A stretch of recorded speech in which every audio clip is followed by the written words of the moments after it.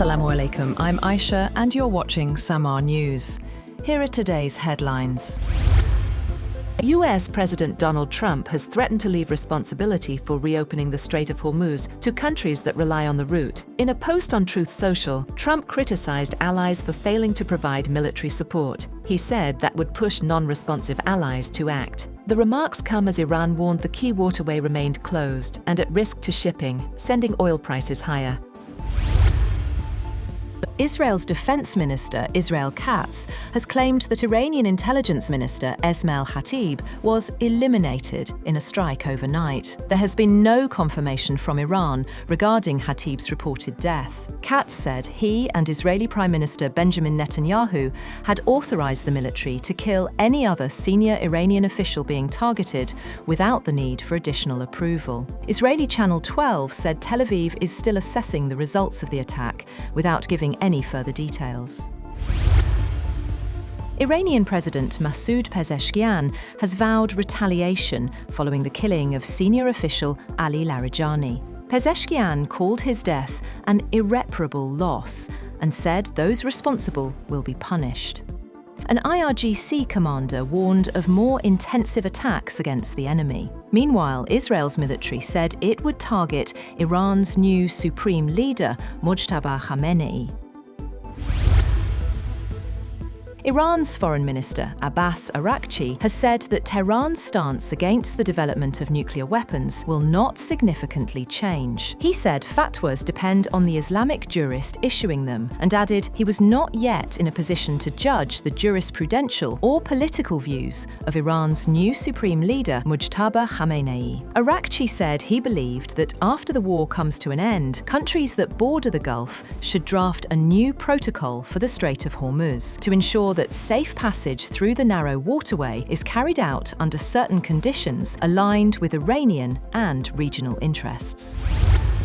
Iran has launched a major missile attack on Tel Aviv using cluster warheads, targeting Israel in retaliation for the assassination of Iranian security chief Ali Larijani. The strikes killed 2 people, destroyed vehicles, and caused widespread damage, further raising fears of regional escalation. Following the assassination of Larijani, the Iranian Revolutionary Guard Corps declared Operation Sadek 4. The Guards stated that missiles, including Khorramshahr 4, Qadr, Imad, and Khyber Shakan, were fired at Tel Aviv, striking over 100 military and security targets.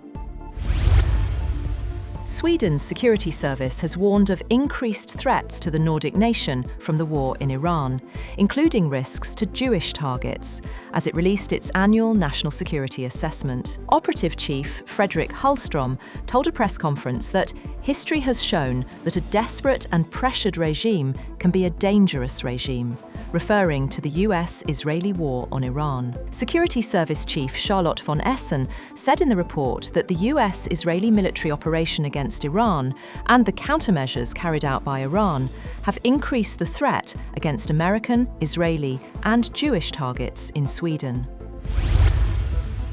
The US Navy's newest and largest aircraft carrier, the USS Gerald Ford, is expected to pull into port temporarily after a fire broke out on board amid its deployment in operations against Iran. US officials said the incident comes on the 18th day of the ongoing conflict with Tehran. The fire occurred in the ship's main laundry area, while the Gerald Ford was operating in the Red Sea, where it has been active as part of US military operations against Iran. Nearly 200 sailors were treated for smoke-related injuries. Israeli airstrikes in Beirut have killed at least 6 people, shaking the heart of the Lebanese capital as Israel intensified its offensive against the Iran-backed Hezbollah group. Israeli airstrikes also pounded the Hezbollah-controlled southern suburbs of Beirut, where footage showed explosions lighting up the night sky. Ahead of one of the strikes, the Israeli military issued a warning on social media, highlighting a building and saying it intended to act against what it said was a Hezbollah facility in the area. Pakistan has offered to mediate between Iran and the United States in a bid to reduce escalating tensions in the region. The offer comes as Islamabad reiterates its commitment to diplomatic stability in the Middle East. Federal Minister for Information Ataullah Tarar said Pakistan is ready to play a constructive role easing tensions between Iran and the US. In an interview, he stressed that Pakistan is willing to participate in all efforts aimed at de-escalation and restoring balance in the region. Tarar condemned the attacks on Iran and reiterated Pakistan's solidarity with Gulf countries. He emphasized that Pakistan remains committed to maintaining peace and stability given its long-standing relationships with countries across the Middle East.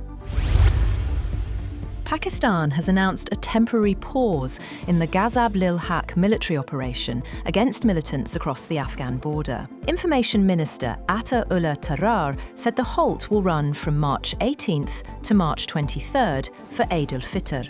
He said the decision was made in good faith and at the request of countries including Saudi Arabia, Qatar and Turkey. However, the minister warned that the operation would immediately resume if any cross-border attack or terrorist incident occurs. And Saudi Arabia has announced that Eidul Fitr will be celebrated on Friday. The kingdom's Supreme Court said Thursday completes the 30th day of Ra-ma-zaan. The announcement comes as the Middle East marks the festival amid ongoing conflict. In Pakistan, the Central Moonsighting Committee will meet today for decision on Eid. That's all for now. For more updates, visit www.samaa.tv. Thank you for watching Samaa News.